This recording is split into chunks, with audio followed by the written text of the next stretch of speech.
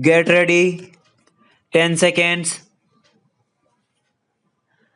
5 seconds. Start. Mr. Deputy Speaker, Sir, I take my stand here to support the Constitution Amendment Bill moved by Shri Thomas. I think he has done a service to this House and to this country by drawing the attention of this country to the very important aspect that unless right to work is made a fundamental right in the Constitution, and every young man and woman is guaranteed some job, the very basic premise of our Constitution is going to flounder.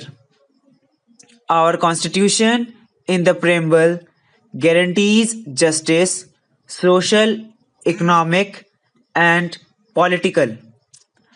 Article 19A of the Fundamental Rights guarantees freedom of speech and expression.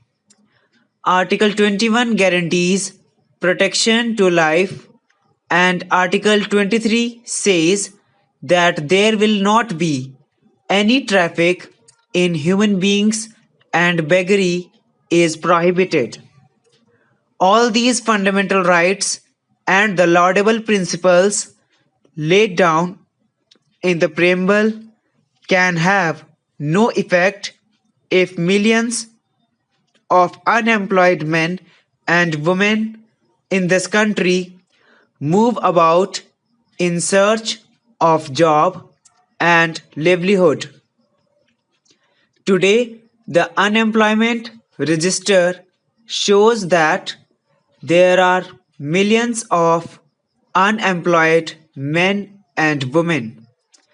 Even that, I think, is a tip of the iceberg because a large section of our men and women do not register themselves either because facilities are not available or it is not known to them in many rural areas that they have to register themselves, and also because of the indifference that even if they register themselves, they are not going to get the job.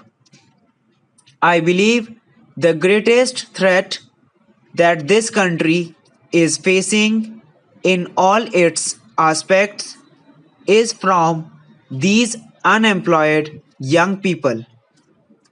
Every young unemployed man and woman, in my view, is a potential bomb.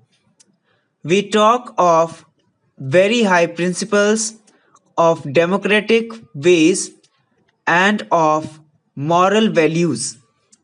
But what does it mean to a young man if he cannot sustain himself by 2 square meals a day? If we talk to him that he has to maintain certain values in life, because after all, one cannot maintain values with an empty stomach. Therefore, this state owes a duty to the country and to these young men and women that they must be given the minimum security of their life. Article 19A guarantees freedom of speech and expression. To whom freedom of speech and expression? To those who have got sufficient means to exercise that freedom. That freedom is not available to the millions here. After all, a man who does not have even one square meal a day, what freedom of speech and expression can he ever hope to aspire? After all, he shall have either to beg, borrow, or steal from somebody to maintain his livelihood. Article 21 gives protection of life and personal liberty. The highest court of this land has given an extensive meaning to the words right to life. But the right to life connotes, in my respectful submission, that he must have the means to maintain his life. When the state guarantees, or when this constitution guarantees right to life to an individual, automatically it follows that there must be a guarantee that he can maintain his life. If we cannot guarantee 2 square meals a day to him, if we cannot guarantee to him the subsistence level, what is the use of having Article 21 in the Constitution saying that you have the right to life? Traffic in human beings and beggary are prevented and prohibited. But what can a man do? Either he shall have to go for illegal means or irregular means, and even for trafficking in human beings or beggary. In Article 39, which deals with the directive principles of state policy, in Part A, it has been said that the citizens, men and women, equally have the right to an adequate means of livelihood. In fact, when the Constitution was framed, a number of very eminent personalities spoke about the inherent rights of man to maintain himself.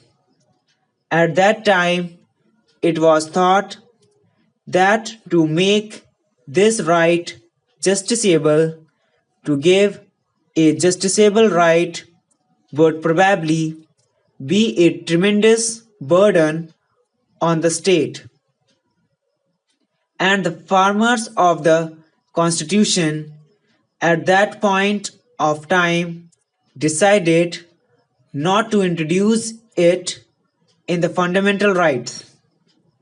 But we know this has been said not only from this side of the house but also from the other side of the house. Mr. Bhardwaj has on a number of occasions said that the directive principles are the conscience of the Constitution.